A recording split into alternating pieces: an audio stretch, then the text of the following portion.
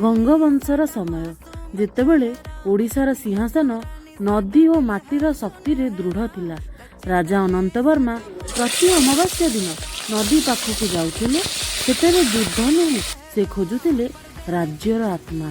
ଗୋଟେ ଦିନ ନଦୀର ପାଣି ବହୁତ ଶାନ୍ତ ଥିଲା। ମାଛ ଧରାଳି ଜଣେ ରାଜାଙ୍କୁ ଦେଲେ ଗୋଟେ ତାଜା ମାଛ। କହିଲେ, ମହାରାଜ, ଏହା ଆମ ନଦୀର ଆଶୀର୍ବାଦ।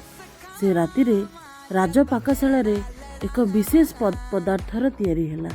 ନାମ ଦିଆଗଲା ମାଛ ମସଲା। ରାଜା ଗୋଟିଏ ଗ୍ରାସ ଖାଇ ନୀରବ ରହିଗଲେ। ତାଙ୍କ ଚକ୍ଷୁରେ ନଦୀ, ପ୍ରଜା, ମାଟି ସବୁ ଦେଖାଗଲା। ସେଦିନ ରାଜା ଆଦେଶ ଦେଲେ, ଯେ ପର୍ଯ୍ୟନ୍ତ ଏ ନଦୀ ରହିବ, ମାଛ ମସଲା ଆମ ରାଜ୍ୟର ସ୍ମୃତି ରହିବ।